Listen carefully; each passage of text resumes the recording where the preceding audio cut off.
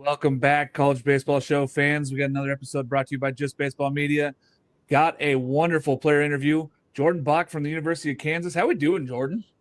I'm doing great, thank you. Thanks so much for having me on. Appreciate it. Yeah, man. Got to see you live this weekend. It was awesome, man. There's not much better than KU baseball right now. You guys are one of the hottest teams in the country. Tell me a little bit about why KU and why you made that choice to go there and be a part of this thing. Yeah, just looking at KU baseball's track record over the years, they struggled for a while there, and then Coach Fitz came in and he took over, and just the trajectory of the program that they're on, and sort of the run that they had last year made this a super intriguing spot. Just to be a part of something bigger, a program like this, it was super intriguing. I got along very well with the coaches during the recruiting process. They really do things right here, and it just really seemed like a good fit. Yeah, absolutely. I mean, I've been a fan of Coach Fitz for a while now. He's been making this program more wins each and every single year. Tell me a little bit about Coach Fitz and the staff and just what they do to make you guys better every single day, man. Yeah, Coach Fitz and the staff are fantastic. I work pretty closely with Coach Tyler Hancock, our hitting guy. They're very consistent in their message, and there's no confusion on what they expect out of you. They expect you to be a great teammate. They expect you to work hard every day and, just stick to the approach and bring good energy on us. But yeah, they've been fantastic at, they hold you accountable. They don't accept anything less than what you're capable of. And it's gotten the most out of us. Yeah, it seems like a staff that really cares about its guys, like cares about all the players, cares about the staff, cares about the fans. And then that's really translated into the game for you guys. What do you think is the attributes to all the success you guys have had so far in league play? I know it was a slow start, not exactly where you guys wanted in non-conference. You guys are now 12-3 in conference and really rolling. Yeah.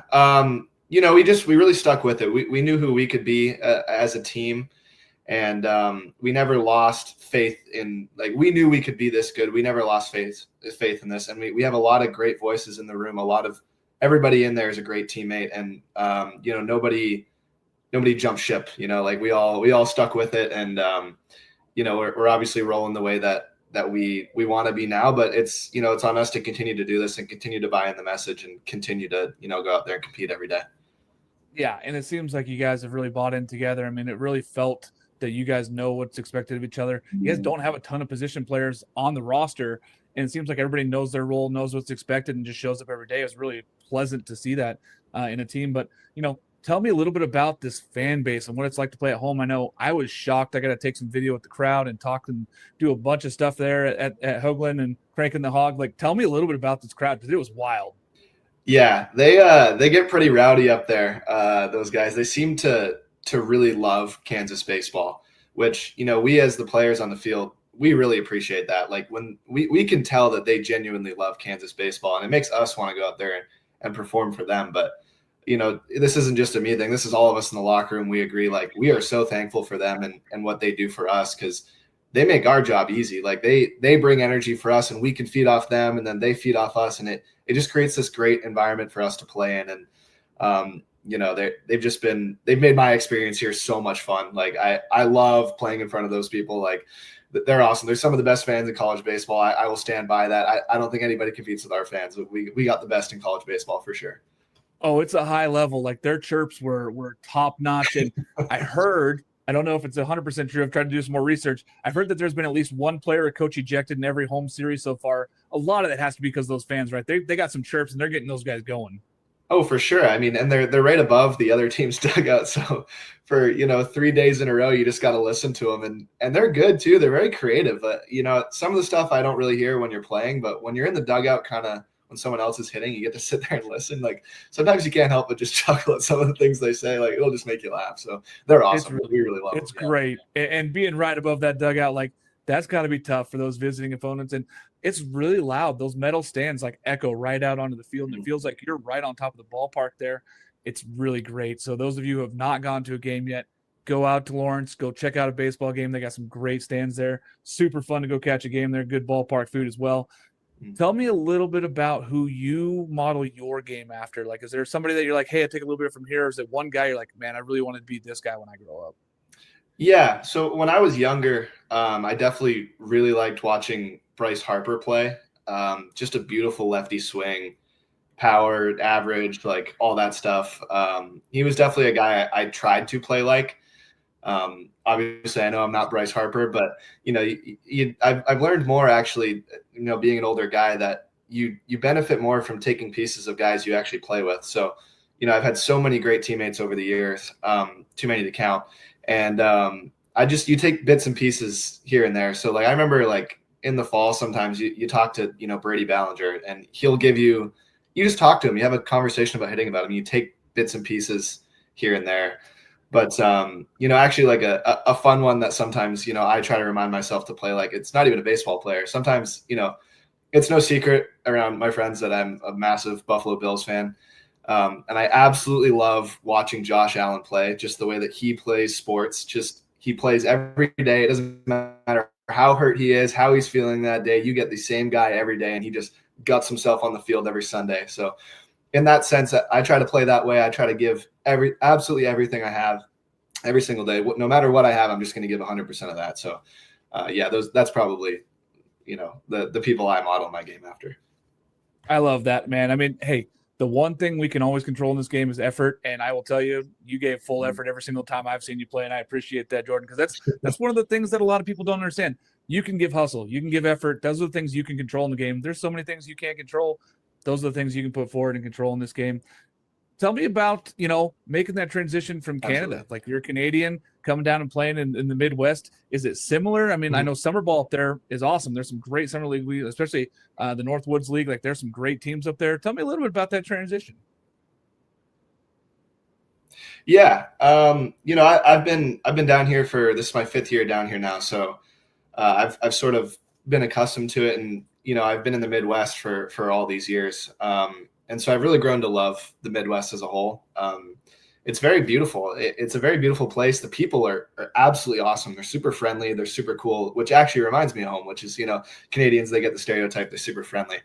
But, the transition was made easier definitely because of the people. I found that a lot of people are actually genuinely just curious about what Canada's like. I mean, I've been asked some pretty funny questions over the years, like, oh, like, do you live in an igloo, stuff like that. But it was pretty seamless for me. A little bit nerve-wracking at first, but then once you get down here, like, I have so much love for America, and especially the Midwest. Like you guys have welcomed me with open arms, and it's been a lot of fun.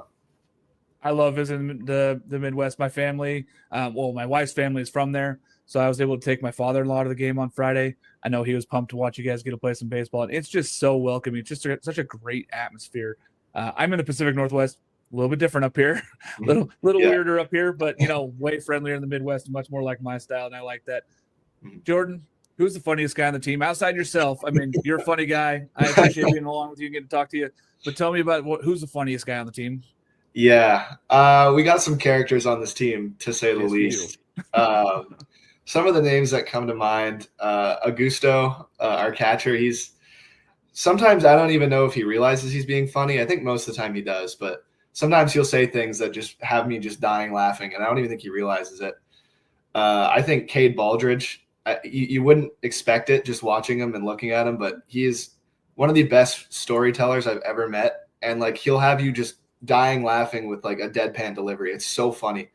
And then I'm trying to think of somebody else. I mean, Dom has a very like dry sense of humor that I think is really, really funny. And Brady's he's a goofy guy that we have a lot of laughs together too. But no, we have a lot of characters on this team. We have a lot of fun.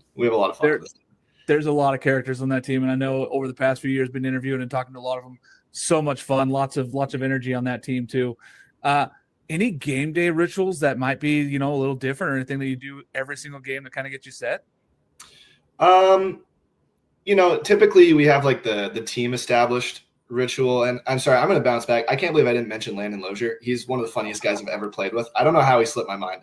If you ever talk to Landon Lozier, you will have the most fun of your entire life. He is very funny. So I'm very sorry I forgot about him. Good. Got to give Landon the shout out. Yeah, I had to. It clicked after I said my answer. I'm sorry. But no, so it's game day rituals. I like to try to get up and moving around early before the game. I don't like to be a guy who lays in bed all day and then, tries to roll out and play. I like to get up and move around. But, so as far as the ritual, we do our early hitting, our prep work and all of that stuff. But recently, I've been trying to get off social media. So my pregame ritual, when we have that like 40 minutes of dead time before the game, I just play Block Blast now. So I do that before every game. That's kind of been my pregame ritual. So I go back in the locker room and play some Block Blast. That's been my ritual.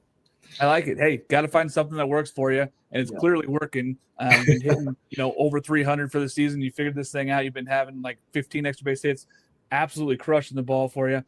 Any like food or snack that you have to have on game day or anything like you want in the dugout? I mean, for me, Red Vines was a must. I was shocked when there was no licorice in that stadium, so I brought some for everybody on Saturday. I brought everybody in the press box licorice, and they were dying. But like that was my big thing. Even when I was coaching and playing, I had to have my Red Vines or I had to have some licorice in the dugout. Yeah, so when we're at home here, there's a spot that I like to go to called I believe they're called Morning Fog now. They do fantastic breakfast. So on game days, I like to try to go to Morning Fog. So if you're ever in Lawrence for breakfast, go check out Morning Fog. It's fantastic. But then as far as like snacks during the game, absolutely love Uncrustables. Can't get enough of them. Thankfully, we have some stocked in the locker room. So frequent raids to the Uncrustables for sure. They're definitely my favorite. I heard about the Uncrustables in the locker room, and yeah, I mean that's a great game day food. Honestly, they're terrific, straight energy. I love that, man. Sunflower seeds, any favorite flavor? I know being from the Sunflower State, you got to have some form of sunflower seed you like there. Yeah, sometimes I feel like every day is different, but like the staples, I like cracked pepper a lot. I like a little bit of spicy. It's sometimes good. And then really weird, it grew on me, is dill pickle. I don't know why, but I absolutely love dill pickle. It's just, I don't know, just tastes good. Chinook Seeds has this new one, the cinnamon toast, and I've been like, all right, I kind of bought into a little bit. So yeah, that's just a weird one. But sure. Whenever I'm fishing, I take Parmesan and pepper like the pepper, man. It's so good. Yeah, have to. Absolutely. Yeah. All right, man. If it wasn't baseball, what sport would it have been or activity? I mean, I know you would have been doing something high energy guy, man. Yeah. I would have loved to have been able to play football, but I'm not exactly built for it. But the other passion that I do have is I love to play golf. Nice. Every summer when I'm home, actually up in the Pacific Northwest, so you would know, but the golf up there is very great. So me, my dad, and my brothers love golfing. We try to do it all the time during the summer. Unfortunately, during the season, I try not to do it because it, messes with my swing, but absolutely love golf. And in another life, maybe I'm a professional golfer, but for now, I'll settle for Kansas baseball for sure. I'm just kidding. Love it, man. Hey, listen, I picked up the game late, but I live in Bend here, so high desert. I got 5 of the top 100 courses in the country around me, so I'm with you. Dropped my handicap down to single digits now. Love the game. So if you're ever up here visiting, Jordan, I'll take you golfing. We'll go find a spot. And I got some cool courses up here. Let me know. Good for you. Single digits is hard, man. That's good. Yeah, it's so good. I mean, I was bad. A baseball player though, man. I didn't want to do it during season. After that was all done, after I was done coaching, no more fun goes. I was like, I got to find something. Golf's a good thing to do in the off season. So as soon as June 30th hits, I get home from the World Series, jump right into golf season. Yeah. Anything you want to share with the Kansas folks and the fans? I mean, there's such a passionate fan base. It seems to be growing every single year. There was at least 1,500 to 2,000 people at those games this weekend. Anything you want to share with them to get them out for the rest of the season? I mean, big season series coming up here. Yeah. First and foremost, I just want to say thank you to you guys. You guys have been fantastic. I love playing in front of you guys. The rest of us love playing in front of you guys. So, first of all, thank you. Second of all, if you thinking about coming to a Kansas baseball game, it's a ton of fun. We appreciate all the support. We're going to try to keep this thing rolling. We know what we're capable of. And, I think there's something special brewing here in Lawrence, and, it'd be fun to be able to, if we're able to achieve that, to be able to come down and say, you watched a pretty special team. So, thanks to the fans. You guys are awesome. Keep doing your thing. We love playing in front of you guys. So, yeah. Such a great, fun, passionate fan base. Trying to tell more people to go out and get a baseball game there. It's awesome. Rooting for a regional there. I think that would be fantastic to have one at the Hoagland. Just a fantastic ballpark. Guys, Kansas baseball, 12-3 in conference, sitting atop first here. Sitting first in the Big 12. They got Oklahoma State coming up this weekend. Go check them out. Thanks so much, Jordan, for coming on the show here and talking about Kansas baseball and getting ready for the season. And look forward to talking to you again soon, man. Yeah, appreciate you. Thank you so much for having me on. I had a ton of fun.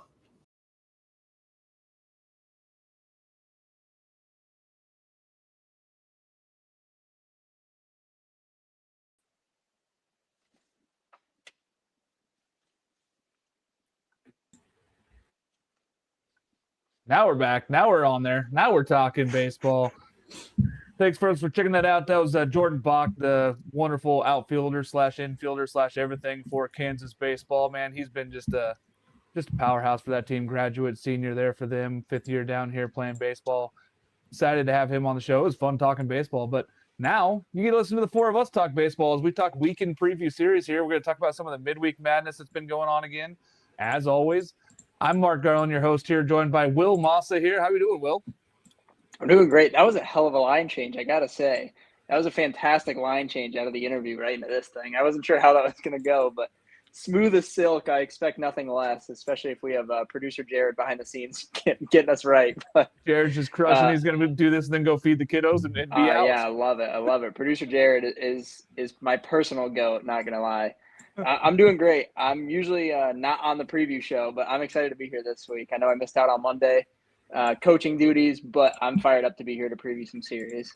Yeah, buddy, you got to join us on the fun show. We have fun on this show, so you better be ready here, Will. I know we always have fun on the Monday show. This one's an hour fun-packed, quick. Tyler Jennings from our On the Clock side. How we doing, Tyler? Very tired. Worked until 12:30 last night. Got back and went to work at like 9 this morning. Other than that, I just got up from a nap. I feel good. Got coffee. I'm ready to go. I do not miss the close to open shifts. I don't miss those when I was running the Domino's. And I know grocery store, man, like it's busy. I get you, man. That's tired, but way to stick it out. We appreciate you coming on, joining us today, talking preview show. You're the man. And Zach Sims, of course, our guy from the SEC/Texas. How we doing, Zach?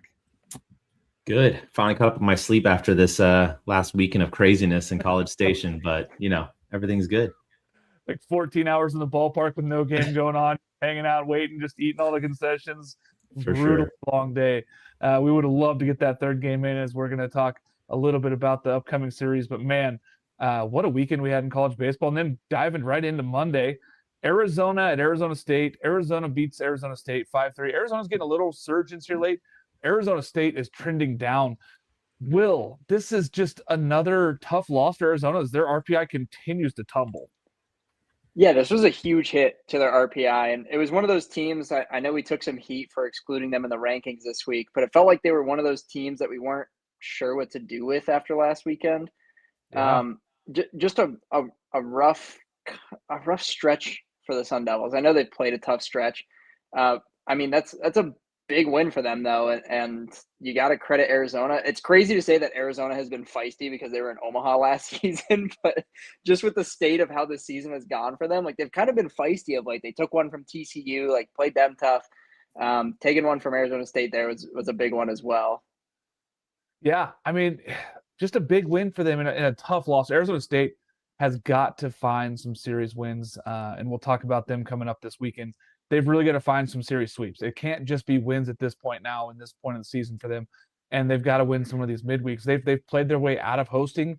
If they're not careful, they're going to play their way out of the tournament, and that's crazy to think that they have probably the Golden Spikes front runner right now in Hairston, and they may play their way out of potentially the postseason here. They've got to find some wins here for a team that was 2 weeks ago. We're talking about hosting in Tempe, or not in Tempe, but in Scottsdale there at Phoenix Municipal. Just wild here. Other wild news, the UCLA win streak is over. Zach, unbelievable. UCSB holds this team down. Just 4 hits for UCLA as they were really stymied until about the 8th inning. They put a little bases loaded action in there and just couldn't get a run across. But hats off to UCSB, but UCLA's streak is over. How are we feeling about that? Yeah, you felt like on one hand they were kind of inevitable because they were just kind of running through the entire Big Ten, but at the same time, this is baseball. Like you're going to have an off night and you're just not going to be able to hit the ball. Doesn't matter if you're swinging a wiffle ball bat or a freaking broom out there. So yeah, just it happens to every team. Yeah, it happens. I mean, the loss is going to happen eventually. We talked about it. We're like, hey, yes, these percentages of winning these next games are high, but it's not impervious. And UCSB has been playing good baseball. So it's not like that's the side. Like they're leading the Big West. It's not like they're not a good baseball team. You're not getting Jackson Flora on that midweek game, but they still have some pitching. And they showed it against a very talented UCLA lineup. Huge for UCSB as far as RPI goes and everything else goes. If they can go into this weekend and really take care of business, they're looking pretty in the Big West to possibly go out there and win that thing. Tyler, Virginia 2, VCU 6. First win for VCU against a ranked team in a long time. Big for a head coach there. Talk to me about this. Like, Virginia seems to be, the offense is really lacking lately as far as consistency goes. Yeah, it feels very weird, admittedly, because Virginia has been like one of the best offenses in the ACC the past, couple months at this point. But they feel hot and cold a little bit sometimes. And their midweeks, I know they've lost a couple other midweeks, like Charlotte kind of roused them at home before they came and played UNC. They've played a couple really tough ones as well, like William Mary after the UNC series, 9-7 win. Barely beat Georgetown not too long after that. Same for Liberty. So they're interesting in the midweeks.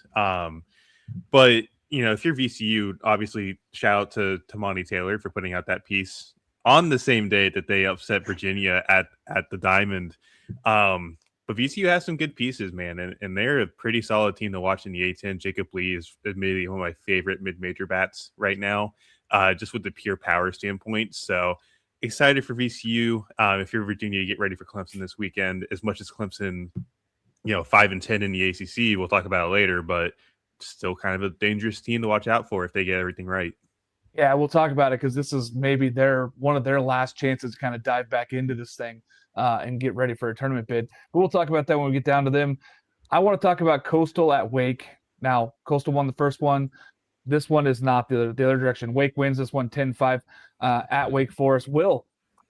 Coastal, not really the offense there, but big win for Wake. They kind of needed something to kind of stir that pot again and get them going before the rest of the ACC play here. Yeah, absolutely. And Coastal took the first one in what felt like a very winnable game for Wake. Mm-hmm. We had the dropped infield pop fly that ended up being the difference maker in that one late. Wake was kind of just all over them, quite honestly. Like they got the lead early and they extended when Coastal fought back, and we've seen Coastal do it all the way through Sun Belt play, where every weekend we text each other, Coastal's gonna lose, and the seventh inning comes, and all of a sudden, sixth spot. Coastal does not lose. That they found ways to win all season long, and Wake just kind of had it feels like Wake has really had their number all year. I feel like that first game was a Wake game that Coastal found a way to win, which give them credit because that's what they've done all season long. Really good win for Wake. It feels like Wake is one of those teams we've been considering in the top 25 again the last couple of weeks, and that's a really good start for them to pick up a win against Coastal. Quite honestly, felt like they were struggling to lose. Like they just have won so many good games. And I don't know if you saw, but Dalton Wentz wiffle ball swing of the week last night in that game. I mean, absolutely crushed a home run. A ridiculous swing. Looked like Brandon Compton, quite honestly, from the left side. Just crushed that ball. Here's the thing. If Wake's offense gets going, they could really get going because, they have enough pitching. I've seen enough after this last week, and I think that Wake could really make that run and be that next ACC team that gets into the tournament as we get closer to tournament time. I like the fact that they got the offense going. If they can get Lewis going 100% also on the offensive side, watch out because this team could really get rolling at the right time. Kind of like they did at the end of last year. They just ran into a tough Tennessee team, but they were going late last year, and it kind of feels like this might be the same thing for that Walters club. Let's talk about USC at Long Beach. They lose this one, Tyler, 3-5. The USC offense has been absent, and they run into a tough weekend matchup here this weekend. They got Nebraska at Nebraska, which is a tough series. The pitching, we know the pitching's good. The offense has not been there the last couple of weeks for USC, and they seem to be one of those teams that's fallen off, not fast, but they're slowly falling off the table here. Yeah, I think they've had everything kind of come back to reality for them, falling back to earth. And, the pitching's still been pretty good. Like we talked about Mason Edwards, struck out 16 across 8 1/3 last week. But obviously Mason Edwards is not pitching the midweeks. If he is, there's something going on there. But you do have to kind of tip your cap to what Long Beach State and Caleb Anderson was able to do. Caleb Anderson came into the start with a near 7 ERA. He throws 6 shutout innings with one hit ball, struck out 9. So you kind of got to tip your cap to a performance like that on a midweek. They did ultimately scratch across 3 runs. Isaac Cadena, the 2-hole hitter, went 2 for 3. But the bottom of the order didn't really put together much of anything for USC. So interested to see how they kind of go in and face Nebraska this weekend. But again, just tip your cap to Long Beach State and Caleb Anderson for the performance they had on the mound. 100%. And this is not a bad Long Beach team. They just have not been able to put it all together this season. They have a ton of talent. So it doesn't surprise me when they hold at home like this against a very good USC team. And I don't think it's by any means saying USC's out and they're fine. I mean, if they go and win the series at Nebraska, we're talking about a whole different thing. And we'll talk more about that when we get in the weekend series. But yeah, it's a big one there.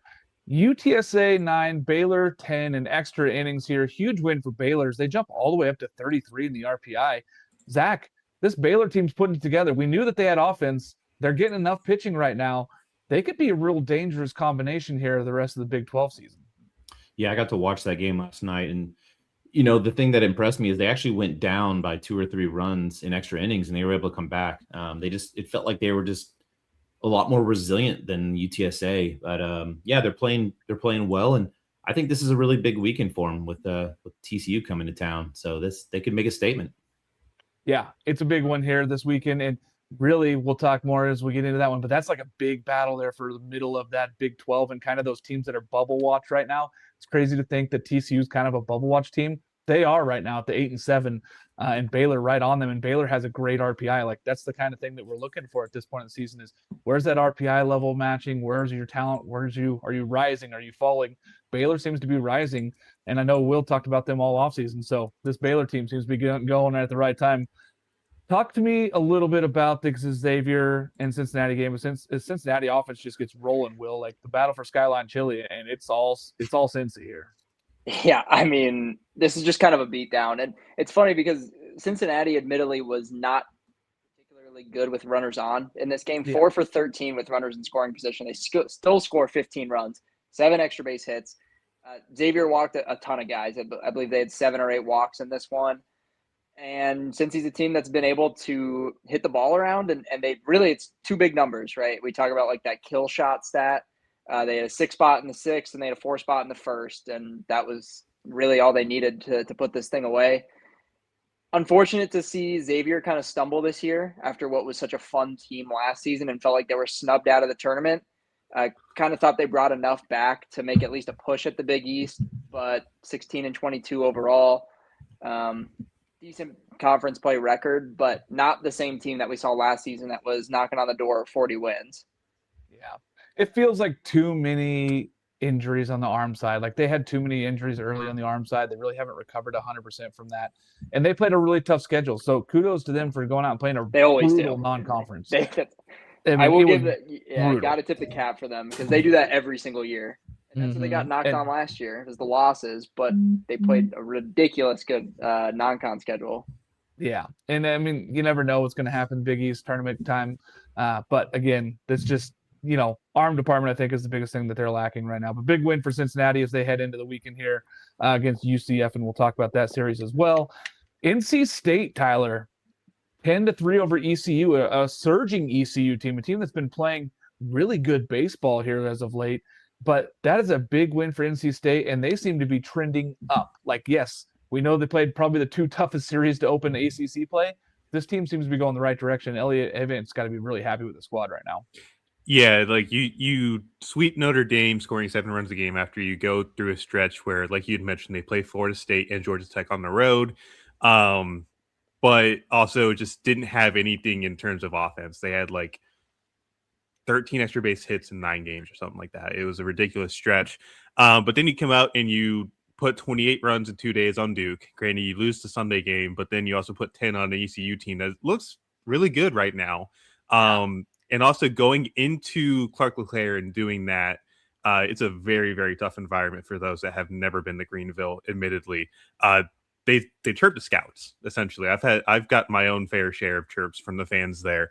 But if you're NC State, you need this because the backline data for them, the RPI is not good. The out of conference strength of schedule is not good. So, you need to win these games. And I think what they've been able to do recently has kind of helped them kind of stay on that 2-3 line to avoid being a team that's really going to be sweating it out on selection Sunday whenever that comes around. Yeah, I mean, in these kind of wins, it's an RPI booster. Beating an ECU team on the road, the jungle is no joke. It's tough up there. It's a tough place to win a ball game, and to do it in that fashion of scoring the 10 runs is good to see that offense going for NC State.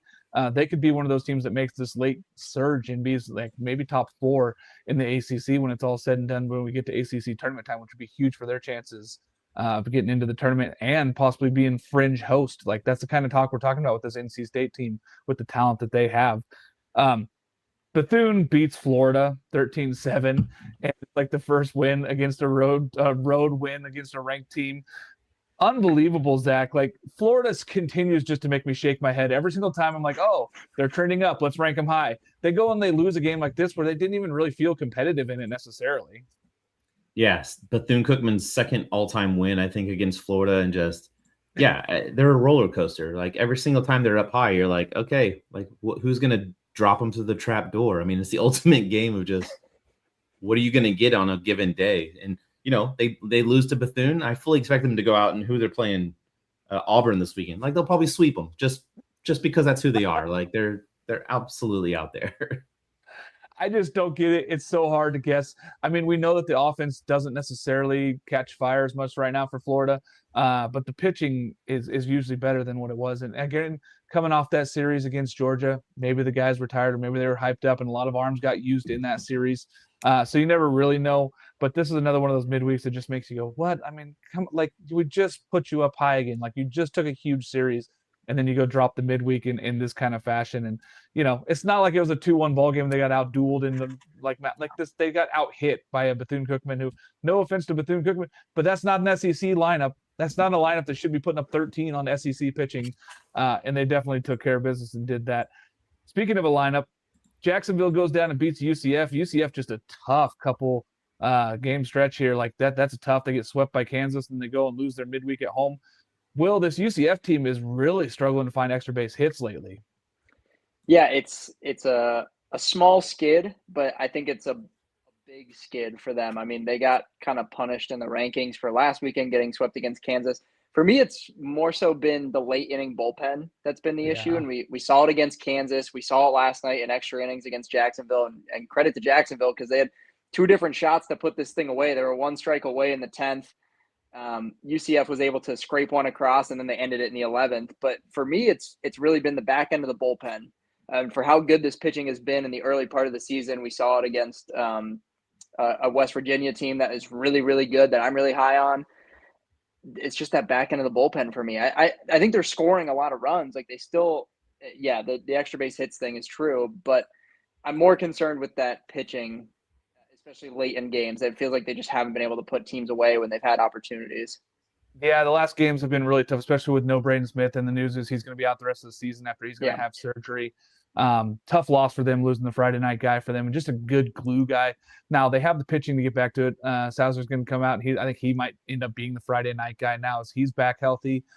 So they have enough arms, but again, they didn't have many extra base hits over the weekend at Kansas when I was there, and again, not a lot last night either. So they're going to have to find themselves again. I think that they have the lineup that can. Between Williamson and Skinner and Smith, like they have a good 2, 3, 4 guys that can really do that. Jordan Lodius, the phenomenal freshman, has been on a really big skid here, hasn't been able to find the bat, especially the power numbers. They've all dipped across the board for UCF. But I think the talent's there, and we're going to see it this weekend as they take on Cincinnati. It's going to be a big Big 12 series here. Speaking of Big 12, Wichita State at Kansas. Kansas continues its win streak as they win at home again. Huge one there for them as they're going to be going to Oklahoma State this weekend. We'll talk about that series, but a big win for Kansas. I like the direction this Kansas team is going. They seem to have found their pitching, and they've really found their roles and taken down a Wichita State team that is right there for the American Conference. Like they're right there with everybody else. Like they're playing good baseball right now in that conference. Alabama 12 at UAB 6. Zach, a good win for Alabama. I think that they needed this kind of offensive production to kind of get themselves waked back up after this weekend, kind of being lulled to sleep by that Arkansas team. Yeah, they definitely did. They needed to kind of get some offensive rhythm going into the weekend, and it continues to be a team that can pitch, but and you look at their SEC splits and you're like, where's their offense going to come from? And they continue. Thing is, they continue to make errors. Like if you look at their fielding percentage, it is bad. So that's got to be a big concern going forward. Yeah, I mean, the pitching's been good. The problem is that behind them, the fielding's not there, and they haven't been getting the timely hits. Like they've been getting the big home runs, but they're like solo shots here, or maybe a 2-runner, but they're not getting that gap double when they got guys on and 2 outs. Like they're not getting the 2-out hitting. They're not getting the production they need from guys like a Justin LeBron. They need more consistency from those superstars at the top end of that lineup. The bottom of the lineup hasn't actually been bad. They've actually been competing, at least as far as SEC goes, but you need more from the top end of the production there. Top end production, speaking of, Nebraska beats Creighton 4-5. Big win there for Nebraska as they head into a huge weekend series here. They're going to have to figure out, USC pitching. They're going to have to find some offense. They just lost the series at University of Oregon. Tough 2 of 3 there, where it was a really good battle, but they did take one. They're going to have to take more than that if they want to stay here in the conversations, being a Big Ten team that's going to get in. Southern Miss 3 at Ole Miss 10. Tyler, the more and more I look at this, Southern Miss continues to trend down. They're losing the midweek games that they were so reliant on as far as their RPI and everything else. Like, that's a tough one when you're losing. Now, it's at Ole Miss, so it's not going to crush their RPI, but they're not winning those games when they need to. Now it's like, are they due for another 2-2 week? Like, it's just not enough to say that they're a top 25 team even for me. Yeah, I mean, they've definitely – I don't want to say they put the airbags out too early, but I feel like that's kind of what the case has been recently. Because obviously start the year, fantastic resume builder for them, having those big wins in the midweeks. But now, Mississippi State ripped them apart the other week. Ole Miss, now here we are putting up a 7-run victory. It's kind of a question mark for me, where Southern Miss has kind of like lost some of its luster a little bit. And then you look at kind of some of the other stuff, like Ole Miss pitched fantastic. Like, if we want to give credit where credit is due, Robertson, Koenig, Odom, Hancock, Kelly, Hayes Jr., and Waters all pitched fantastic. So we're kind of looking at they ran into a bit of a buzzsaw a little bit, but if you're Southern Miss, you're kind of a little bit disappointed with how the offense has produced the past couple of weeks, and how it's kind of just like fallen back to earth a little bit from what the high was of the beginning of the season, where they looked pretty darn good. Yeah. And they haven't been able to go get weekend series sweeps. I think that's what we've all been looking for from this team. They're not doing it. They're going to need one now, especially after this loss at Ole Miss. Now, credit, again, like you said, credit where it's due. Ole Miss has been phenomenal the last few weeks. This is a good Ole Miss team, so it's not like it's a detrimental loss, and it tells us more about that Southern Miss team. But Southern Miss was winning these games early in the season, and they're not doing that now. And they're not getting enough production in the lineup. They're not getting enough production from the arms. They're having a really hard time getting through games. It's going to be interesting to see what they do this weekend. They're really going to have to take care of business against a really tough Texas State opponent, and I don't think that they do it. I have Texas State this weekend. Southeast Louisiana at Tulane. Huge win for Tulane as they win this one 8-4. LSU takes down Northwestern State 2-4. Again, just no offense for LSU. It's really strange when you're looking at them in the box and they score 4 runs against Northwestern State. Sorry, that's just not enough. That's not enough. LSU fans have got to be hitting the panic button as hard as you can right now. That panic button's probably cracked on the frame. They're hitting it so hard, and it's going to be a tough series. I mean, they're 6-9 in conference, and we're going to talk about that series coming up. Oklahoma State 7 at Oklahoma. Huge win for them as they head into hosting Kansas. This is a big series for them, but a big win there. I do want to jump to this one here for Kansas Cats Heat. South Florida did win tonight at Miami 4-2. Miami did have guys on second and third with 1 out. Alvarez, the fantastic freshman, hit a huge line drive up the middle. The shortstop for USF makes the play and doubles them off, ending the game, but it ends their winning streak here during the midweeks. So Miami now drops a midweek game. Finally, they have Stanford this weekend. We'll talk about that. West Virginia 1 at Penn State 3. West Virginia offense is just inconsistent as ever, and a bad loss at Penn State. Like, we loved this Penn State team at the beginning of the year. They have not performed. This is a bad loss to go on the road midweek and lose to Penn State. Yeah, I'll be honest. If you're gonna lose to Penn State this season, it's got to be in a barn burner. I mean, that pitching staff has been non-existent, quite frankly. It's even in weekend play. I mean, you look up and down the box score, and it's like, if I were a coach right now, it's like, who do you throw? So to only score 1 off of that staff, and not a good. I mean, I know it's a midweek, like that. Those things are going to happen, but not a good loss. I'll put it nicely. Not a good loss. To score one run, not a good loss. Like way worse than losing that game. If they lost 12-10, I'd be like, chalk it up to the midweek. But you scored one run on a pitching staff that's hovering around a 9 ERA, I believe. Yeah. And you're not facing Penn State superstar. You're facing their midweek guy, and you only put up one run. Like, that's not enough. Like, I'm not trying to take shots at Penn State, but for a West Virginia team that is still wanting to be in that host conversation, they're playing their way out of it as well. UConn at BC. Oh, go ahead. So I'm looking at the box score. It has West Virginia 3, Penn State 1. Oh, did I have the score backwards? I think so. Oh, well, then I'm all wrong. I must have got it from ESPN. I think I pulled it from ESPN, so I might have the wrong score there tonight. Thank you, ESPN, for giving me the wrong score backwards. Well then I don't take it all back, though, because 3 runs for West Virginia is still not enough. Good job performance for them, but thank you, Tyler, for correcting me. You're welcome. Is it still wrong on ESPN? I got to pull that up, but it was backwards. Let me double check. No, I definitely could be wrong. I think I just pulled it from ESPN as we were getting set for the show. Did Boston College at least beat UConn 8-5? I know I watched the Miami South Florida game, so I know that one ended 4-2. Okay, let me at least look that one up. Yes, BC did win at 8-5. So okay. we do have that one correct. That one is correct. Throwing me under the bus, man. Throwing me under the bus. Yes. Oh, they switched it. Yep. Yeah. No, but the point still stands. 3 runs is not enough for this West Virginia team offensively. Yeah. They've really got to still find themselves. I think that the points still stand, whether it was which side of that they were on. The 3 runs is not enough, but holding that Penn State team to 1 run, that's something. But again, I am big on the fact is that they need to score more runs, and they have not been able to do that. Speaking of scoring runs, visual edge. In college baseball, development is everything. You're facing better arms every single weekend, more velocity, sharper breaking balls, smaller margins for error, and at this level, the difference between starting and sitting can come down to a handful of swing decisions. Tyler's got the glasses on, showing us how to put on those visual edge glasses and learn where it comes from. 15 minutes a day, that's all it takes to get better at hitting.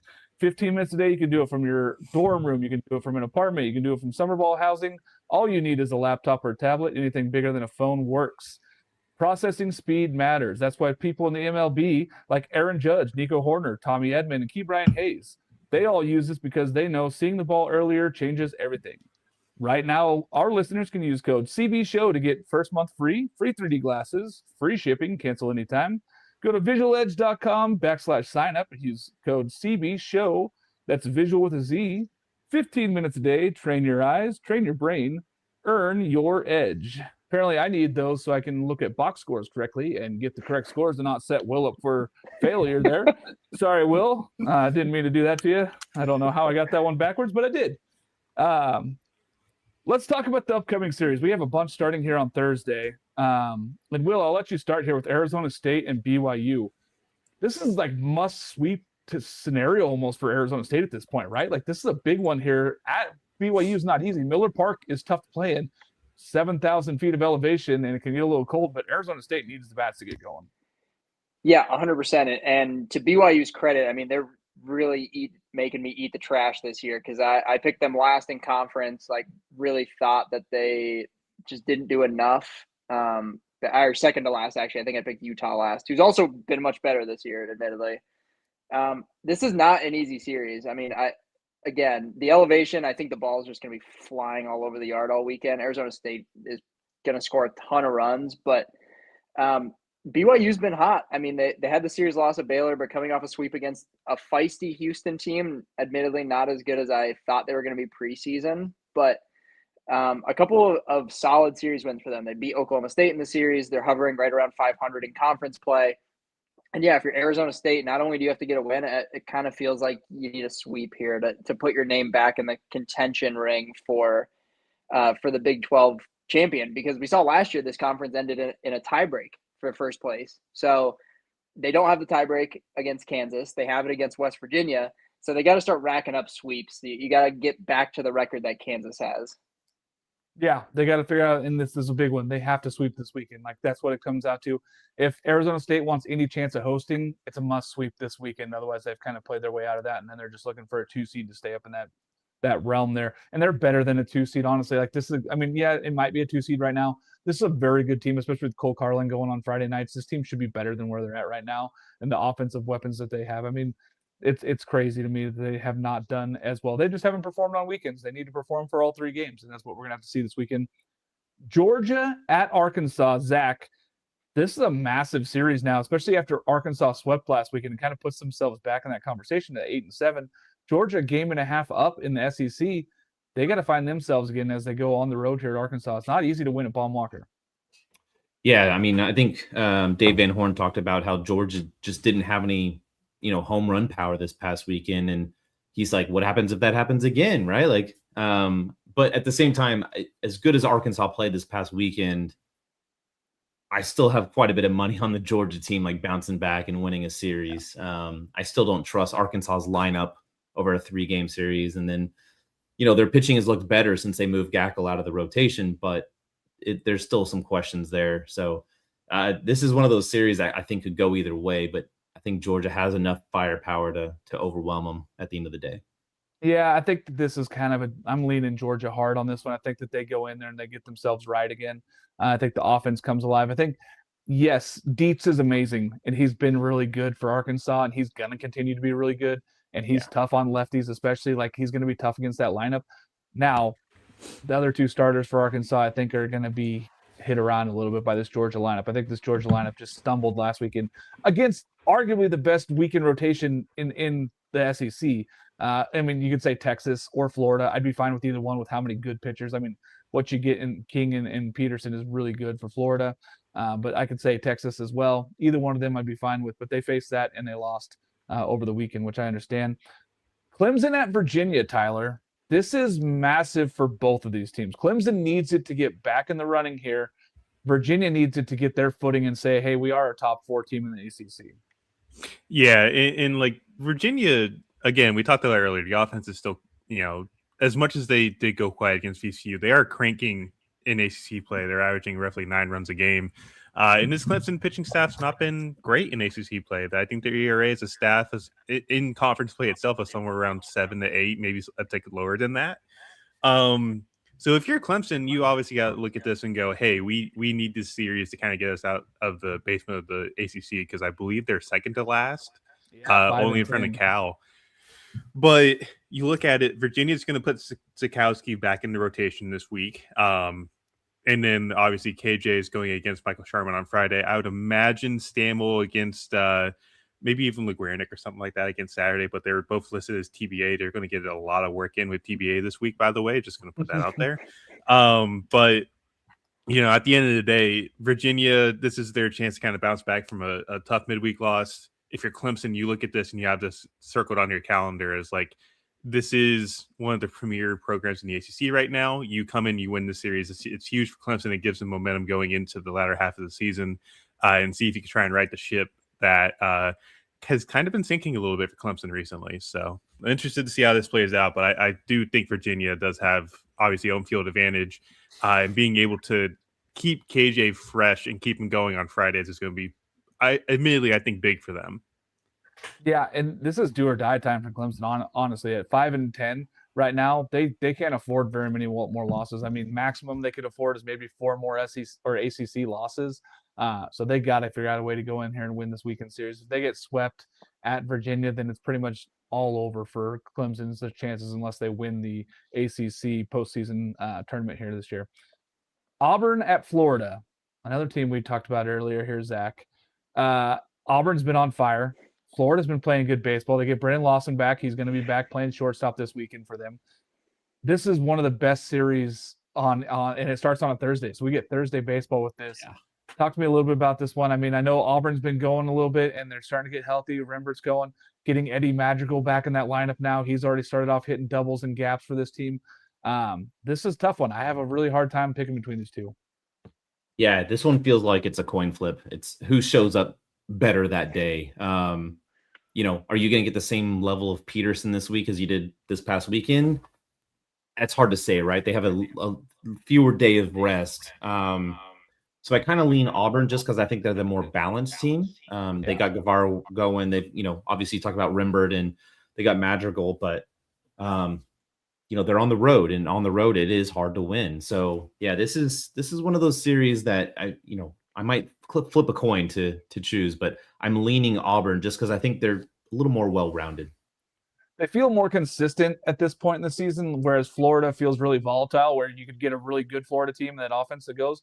And honestly, the offense didn't really go this last weekend. Georgia gave them a lot of free passes, which kind of ended up being the difference in that game, or in that whole weekend series, was the free passes and then giving up a big one swing, which is something that Auburn doesn't do a lot. They have the least walks per 9 in the SEC, and they really attack the zone. They're not going to give Florida any free chances. And a team that's hitting 230 in conference play doesn't really take advantage of a team that throws a lot of strikes. So I think I'm agreeing with you. I think that's where the difference is. I think Auburn's just more consistent right now. Number 2 versus number 3 in the country, Tyler. Georgia Tech at UNC. It's weird because it feels like there's a pretty big gap here between these two teams, but they are number 2 and 3 in the country. Can the UNC Arms stop Georgia Tech hitting? I think that's the question. That's it. That's the only question on the planet. Yeah, I think, last time I said UNC starting pitching is an advantage against Virginia, they only threw like 10 innings the whole weekend. So I don't want to go out on a limb and say I think guaranteed it's going to happen, but I think it is necessary for them to beat this Georgia Tech team. Georgia Tech's won 13 in a row, obviously probably the best offense still in the country, if I remember correctly. I do think they can hit Tar Heel pitching. Admittedly, for me, DeCaro, as good as he's looked, he's run into a bit of some command woes the past couple of weeks. I want to see that kind of rein back in. Ryan Lynch is still a workhorse, and they've got some good pieces over there. But the Georgia Tech lineup is just so volatile, so dangerous, that it's going to be very tough to keep them off the base paths and keep them from scoring. I will be there all weekend. I'm excited to be up there at Chapel Hill. Also doing the Tar Heel 10 miler on Saturday morning. I'm very, very worried about that because hills are my enemy, and it's a very hilly course. They don't call it Chapel Flat for nothing. So, all in all, excited for what this weekend brings. I do think Georgia Tech is going to squeak this out, but I would not be shocked at all if UNC does take a game and ends the win streak for the Yellow Jackets. I could see UNC taking a game, especially the one that Glauber throws in. I just feel like he's going to come in and shut down this lineup, or possibly. But I really think that this Georgia Tech team is trending so high right now. And they're getting a lot of production from their pitching too, which is more than I think that we all thought that they would get. They've kind of figured out their roles, and they're doing the things that they really want to do, which is just crazy. Putting Patel back in the bullpen there has been huge for them. Dylan Loy coming in on Saturday out of the bullpen has been massive for them. They feel like they have the right pieces in the right place. Yeah. So this Georgia Tech team is dangerous. Jackson Blakely being the bona fide Saturday or Sunday guy for them has been massive as well. Having him with the breakout that he's having this year has been fantastic. And I know Monty's touched on him quite a bit. But I believe he leaves the entire Georgia Tech staff in ERA right now. It's crazy. And with all the arms that they have and all the names and everybody that we've seen, everybody they brought in, and he's just leading that team. It's great. And yeah, and the arms that UNC has, this might be the best matchup of arms that we've seen in a long time with both of these teams. I'm excited for it. I think it's going to be a tremendous matchup here this weekend. Will Texas State at Southern Miss. We've been waiting for this all season. We keep pumping we hammer this drum all season, and we're excited for it. Texas State. I have Texas State going in there and winning this series. I think that they show everybody that they are the better team here this weekend. But talk to me about this series, because I know it's a lot of offensive firepower for Texas State if they get enough pitching. Yeah, this Texas State team is so much fun, and I'm fortunate enough to have a good relationship. An old friend of mine is their assistant coach, so I got to talk with him in the preseason and kind of get the feel of this team, and it was a lot of bats. We have a lot of freshman arms and a lot of new guys on the bump, and that's kind of been the story this year. It's when the rotation is kind of figured out on given weekends, they play really good baseball. They just lost last weekend because the rotation was just kind of shaky.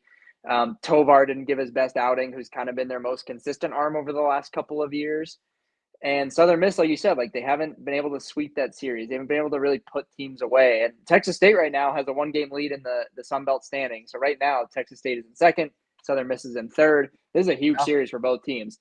Heard that their closer to this point in the season, Wade Cooper, who's got 5 saves, he's been throwing bullpens, lengthening out. Sounds like he's going to be in the rotation this weekend. Sounds like Cade Smith, one of their better relievers, he's a freshman this year. Sounds like he's doing the same thing. So they're bumping a couple of their guys that have been starting into the bullpen, using some guys that have been lights out in the bullpen to get some length out of the rotation spot.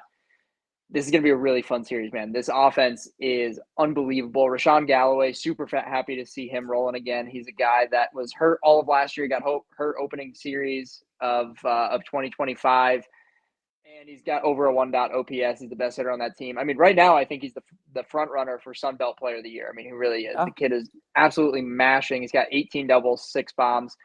This whole lineup hits bombs. It really does. Everybody in this lineup is capable of going yard.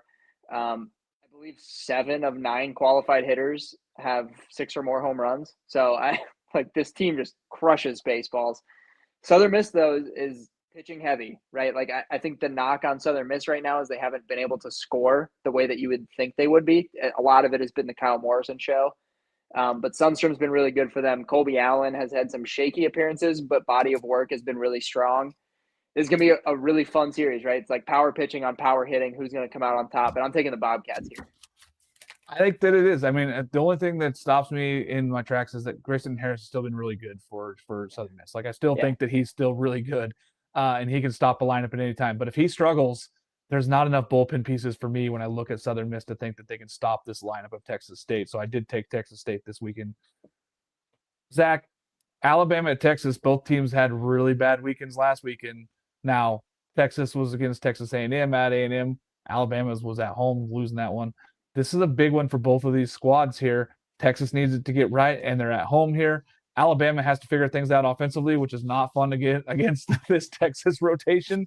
What do you see here in this one? I think I have Texas, but I think that it is closer than people might think.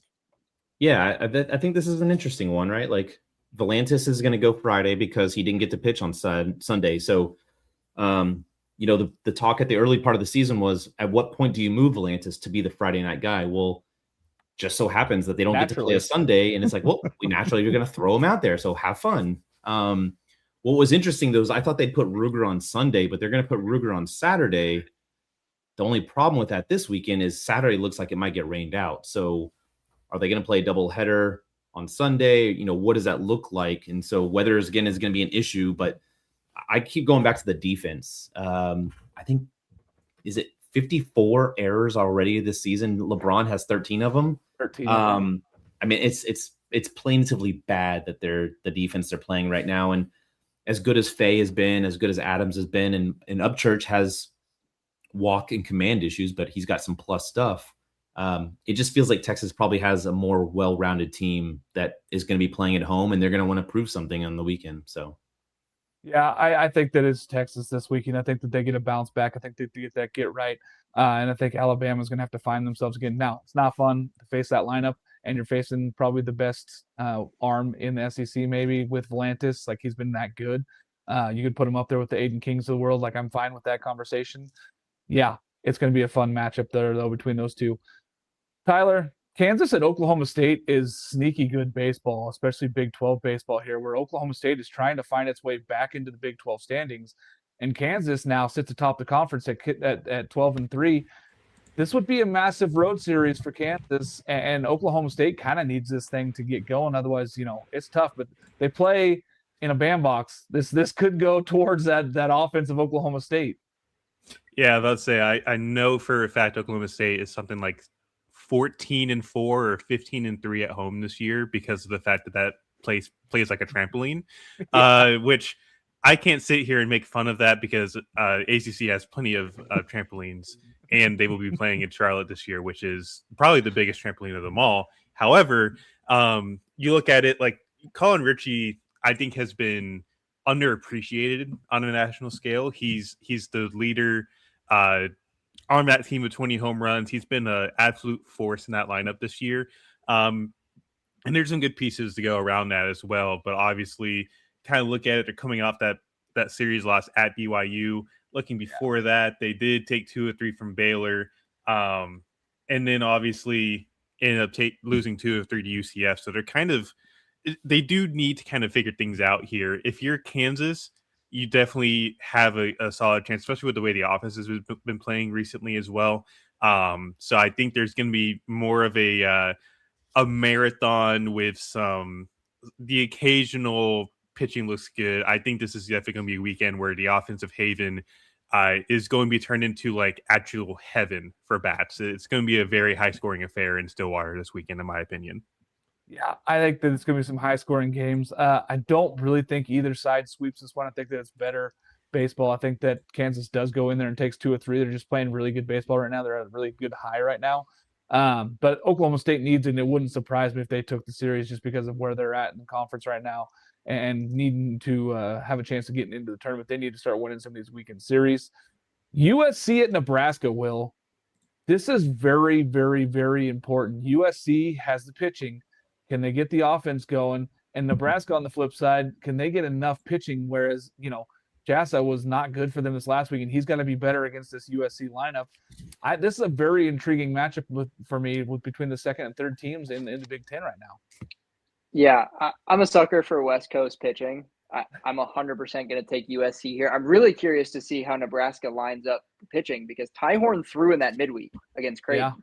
Like they rolled him out of the bullpen. I think he threw 2 innings. Like I don't know if they roll him out on Friday just because he's kind of a psycho in a good way, like psycho closer energy, but as a starter. So I wouldn't be surprised if he's throwing Friday anyways. But you gotta love the 1-2 for USC. I think they're going to score enough in this. I thought Nebraska looked really good against Oregon, and they have a good bounce back opportunity in Lincoln. So not the easiest travel for USC, who's kind of been back and forth. And they were lackluster against UCLA. Like I thought the starters really held their own, and then things got ugly when the bullpen got in. I like the starters to give them length in this series. I got to go with the Trojans. Yeah, I looked at this series so much, and the only reason I'm taking Nebraska is because they're at home, and I think that they need it more than USC does right now.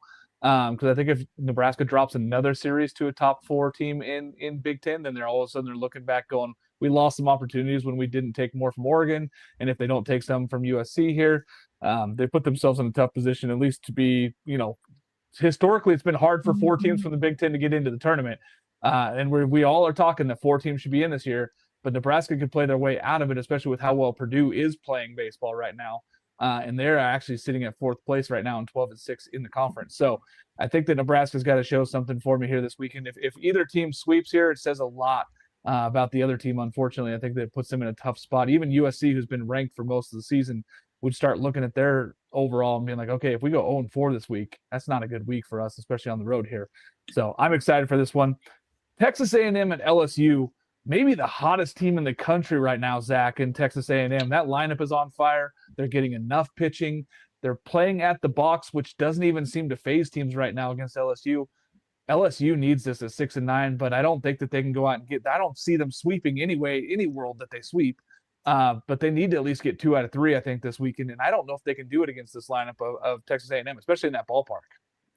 Yeah, this might be the nail in the coffin of their season at this point. Their RPI is not good, and A&M's hitting the ball as well as anyone. And they're starting to get some pitching. Like their arms are kind of coming around a little bit.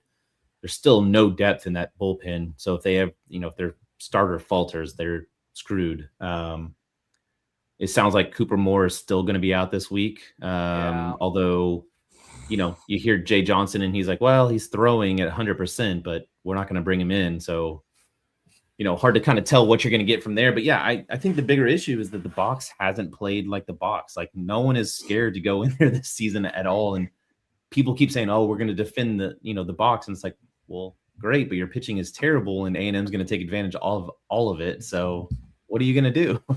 Yeah, I don't know how the LSU pitching, especially with no more, I don't know how they keep this lineup off the board. Like I can't see a world. They might out-hit them in one game. I could see that where LSU all of a sudden comes alive offensively and they put up enough runs to stay in that. But I don't see any world where they take 3. I don't even see them winning the series. I think A&M kind of goes in there and bullies them a little bit and says, hey, we're the better team in SEC and we're going to be trying to play for an SEC title this year and you're not. And it wouldn't surprise me if A&M goes in there and sweeps. I think that it would just be kind of, hey, this is LSU right now. This is the LSU team we're dealing with. But big series here for both those teams. A&M trying to keep its streak going here in SEC play, and LSU trying to turn its season around. Speaking of turning the season around, Tyler, NC State at Wake Forest. This is big for both of these teams. As NC State has kind of found itself where Wake Forest sits right there in the middle, kind of mired there in the ACC, where they're kind of bubble fringe of being in the tournament right now. This is a huge weekend series for both these squads. Yeah, and if you're NC State, this is your chance to get a Q1 victory, a series victory. This is definitely something they need, because looking at the RPI, I think I had mentioned before they were like 61 or something for NC State, but now they've jumped up 8 spots after beating ECU on the road, because that was a Q1 win. And if they have any sort of series victory this weekend, I think that's huge for their RPI and kind of helps their case to kind of be more safe than sound when it comes to tournament play. But if you're Wake Forest, also you're coming off that Miami series loss. You're still working out some kinks for your pitching staff. Like obviously Morningstar comes in after, I believe it was Cam Bagwell, and gave up 3 runs and did not pitch well. He's still struggling this year. But Troy Dressler, he comes in as your Saturday guy. He looked fantastic on Saturday. So if you're looking for something, NC State is definitely, they've pitched better, even with losing Jacob Duden a couple weeks ago against Notre Dame. But I do think this is going to be a sneaky good pitching matchup, because Wake Forest obviously has the arms. Lavonis throws on Friday going against Marone. Saturday, Sunday is going to be a lot more interesting, because I think you throw out Heath Andrews, who's your pitch to contact guy, against Troy Dressler, who's just a very funky athletic guy. And then obviously you got Evan Jones, you got Marcelo Harsh, who's really turned into a legitimate freshman stud for this Wake Forest team. I think this is important. Again, you said it, important for both teams. If NC State wins the series, that really helps their RPI.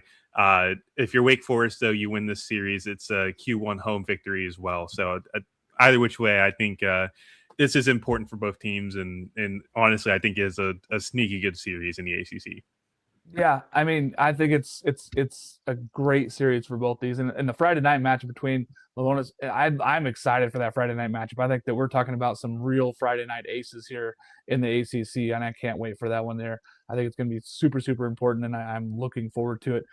Will, Cincinnati is going to UCF, 2 teams that are kind of reeling right now and needing some more. Now, Cincinnati did win the weekend series, but they didn't sweep, when they kind of need to start getting some sweeps now, sitting at 6-9, and they're going to UCF, who's cornered right now, as they were highly ranked, and then they just got beat by Kansas on the road, and then they lose the midweek. This is a really tough series for both of these, and I think both of these teams kind of need this thing to say, hey, we're still a tournament team.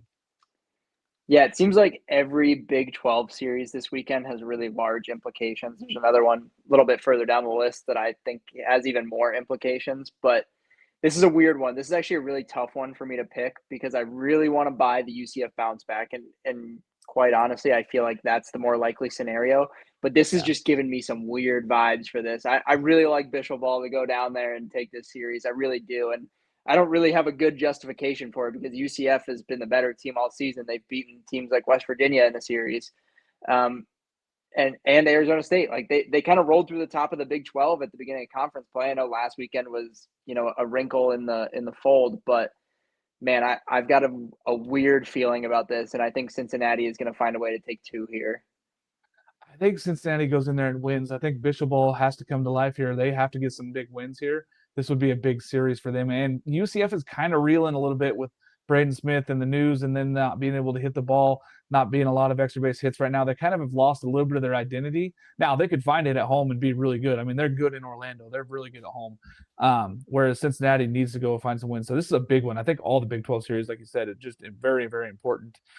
Ohio State at Purdue is a big one for me, and I'm going to talk about this one here because Ohio State was picked to finish last in the Big Ten, and they are not. They are sitting at very good currently as they continue to battle, and I love where they're going here. I think that you're starting to see what Justin Hare brings to the table, right? He brings this talent. He gets these guys to believe that they can be a part of this. They're 9-6 in conference right now, which is really good for Ohio State. They played a really tough non-con, but they're 19-15 overall, and they're starting to play in their way. They're playing good baseball. Dane Harvey has been amazing for this team. He's starting to hit the ball out of the ballpark, looking like he's 100% healthy, giving them a lot, like Henry Casimir. Like, I like where this lineup is. I think that they are going the right direction. Purdue has been one of the hottest teams in the country. Now, they've already played the likes of Oregon, and they play that tough series, and they took one from Oregon. And they're sitting at 12-6 in conference right now. Their RPI continues to rise. This Purdue team is putting themselves in the conversation of being bubble in. And that's why I think that's important for that Nebraska USC series also, because if Purdue figures out how to take 3 from Ohio State this weekend, all of a sudden you're talking about a Purdue team that could be second or third in Big Ten play, taking a look at it. So I'm very excited for it. And yeah, I mean, Justin Hare, I'm very happy for him. Those who have followed the program for a long time, I've had him on the last 3 seasons. Very excited for what he's doing at Ohio State. I think they're still a year off, but big to see them be at 9-6 right now and playing such good baseball in the Big Ten. Let's go to Ole Miss at Tennessee. Zach, this is massive for Tennessee. They just came off a huge weekend series sweep at Mississippi State. Now they have to do it at home against the other state rival there of Ole Miss. This is huge for Tennessee to be able to win some ball games at home. They have not been great at home yet. They need to take advantage of Lindsey Nelson. Yeah, they need to take advantage of Lindsey Nelson. I think I like the pitching, though, from Ole Miss just more. I think Tennessee's been better.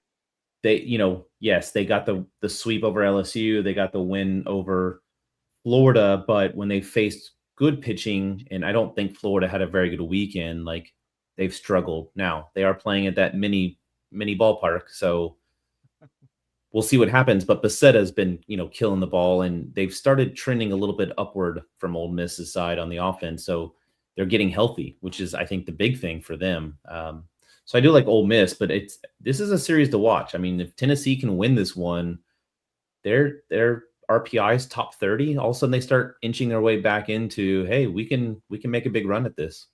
Yeah, if Tennessee wins the weekend, all of a sudden they're 500 again in SEC play, and you're talking about a whole different team. If there's a few innings, there's a few outs for Tennessee this year, that if they go the other direction, this team could be like a 12-win team in SEC. I mean, they had 3 games that they got walked off against Vanderbilt, where they could have, if they win any of those 3, it's a whole different team. It's a whole different schedule. Yeah. They're that good. And Ole Miss at 8-7, they've already played a hard schedule. They played probably the toughest schedule in SEC.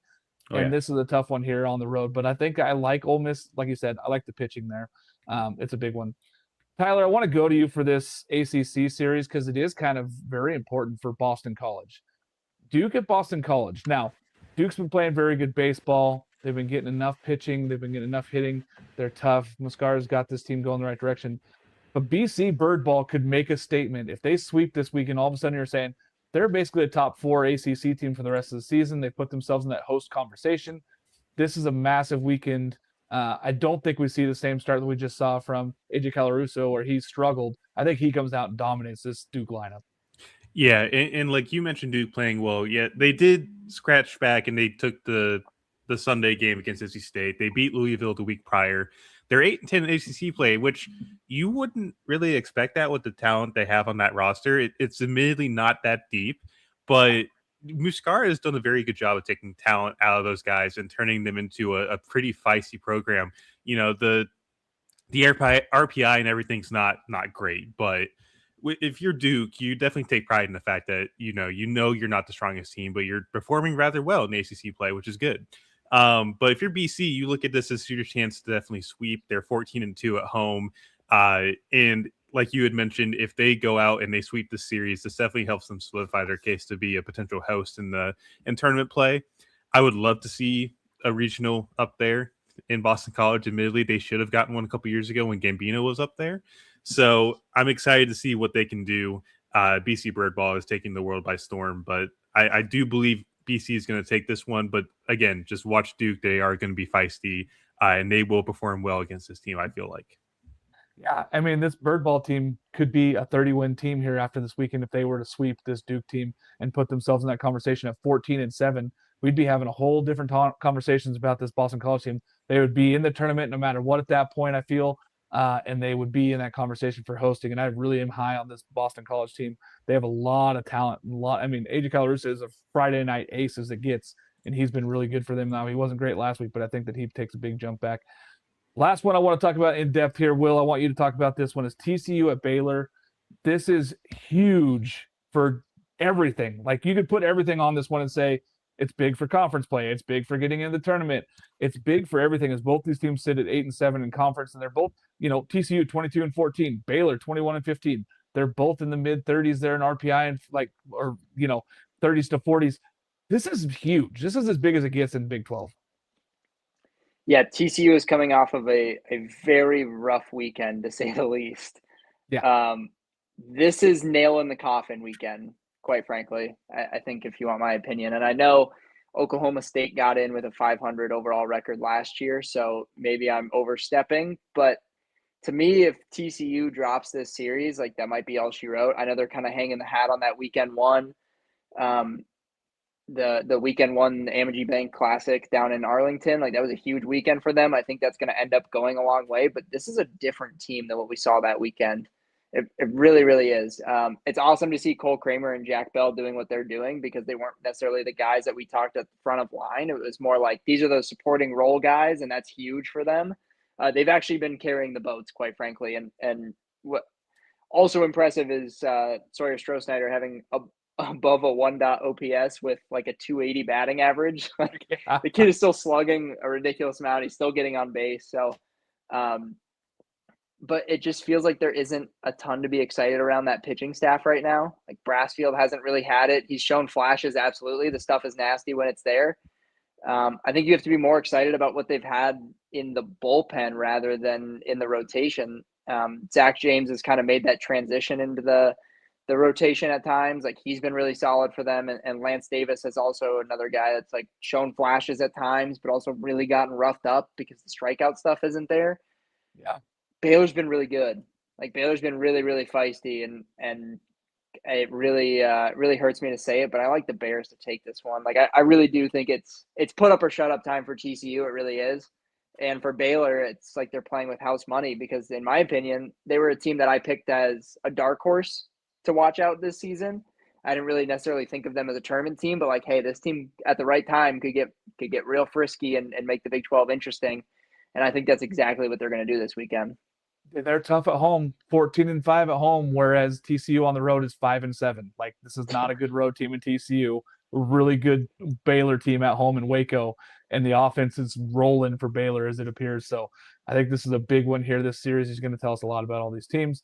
I'm going to go through some weekends really fast here before I ask you guys the last question before we get done here. Wichita State at ECU, huge there for the American Conference.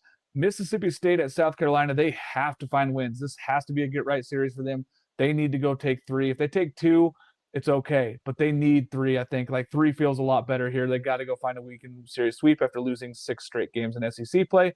Notre Dame at Florida State. This might be donezo for Notre Dame if they can't go in and win some. And Florida State, backs against the wall, is not a fun place to do it against that pitching staff. Notre Dame needs to go get some wins there on the road. Gonzaga at St. Mary's, this might be a huge series. I mean, last weekend was Gonzaga at home against Portland, taking that one for the West Coast Conference. Now they're going to St. Mary's. If they can somehow find another sweep, all of a sudden Gonzaga is looking like that tournament team that we talked about early in the season. UCSB at UC Irvine. UCSB does sit at number 1 in the Big West, while UC Irvine continues to struggle. But this is a big test me series when you go down on the road at Irvine. It's never easy to win at Irvine. Georgia State at Coastal. Coastal being at home, they could really take a stranglehold on the Sun Belt here. Guys, what series are you most excited for this weekend? And I'll start with you, Tyler. I'm guessing it's the one you're going to be at. You know me so well, Georgia Tech at UNC. That's the matchup I'm looking forward to the most, and it's not because I'll be there. It's because this is arguably the best series in the country, in my opinion. Yeah. Obviously, it's number 2 and number 3. It's going to be absolutely loaded at the Bosch this weekend. I'm excited to see the gigantic crowd there. I do believe that this is going to be the best series in the country. Yeah, I mean, it's hard to argue with that one. It's number 2 and number 3 in our polls playing each other, and it's at number 3's place. I love that. I hope you enjoy that. I cannot wait for more reports from you, Tyler, on that series. Zach, which one are you most excited for? As much as I would like to say Georgia Tech and UNC, because I think that will be an electric game. We talked about it earlier. Texas State at Southern Miss, at the Pete. Huge. That's going to be a big, big matchup. It's, the Pete plays so well. The crowds are going to be great. And then I want to see Texas State go just absolutely continue to hammer the ball. I mean, Moore had passed Goldschmidt all time for career home runs, and that lineup can really swing the bat. So, yeah, really excited about watching some baseball at the Pete. Yeah, I mean, you could be talking about a Texas State team that's trying to put up a resume to say, hey, we're a tournament team. put us as the number 3 team. If you're going to take in both these other 2 teams, take us as the number 3 team in this conference, and we deserve it maybe over a 13-win SEC team. I don't know. It's a very good conversation. Will, which one are you looking forward to this weekend, bud? Read my mind. Texas State at Southern Miss, and it's on ESPN Plus. So like 8 extra brownie. We can all watch it. Yeah, I'm going to be really dialed into that series. It's going to be a ton of fun. A really, really competitive series. So many good series this weekend between all the mid-majors and the big teams. Do you know what the one I'm going to go with, boys? And I think it's going to surprise people is A&M at LSU, because I think that this might be the most entertaining thing to watch if LSU struggles at home again. And you're like, you might see some fans going down for the punch. Like, this might be bad. This might be real bad. This might be real bad at the box if they can't pull this thing off. And so I kind of want to watch it just like you watch bad TV drama. This feels like this might be the Bachelorette season for LSU. They got to figure this thing out. And there's no more roses to hand out, folks. You guys got to go out and find some wins. So I can't wait for this one. Thanks again for joining us. See us live on the Saturday morning show. We'll be here with you. For Tyler, Zach, Will, and myself, thanks so much. We'll see you guys again soon.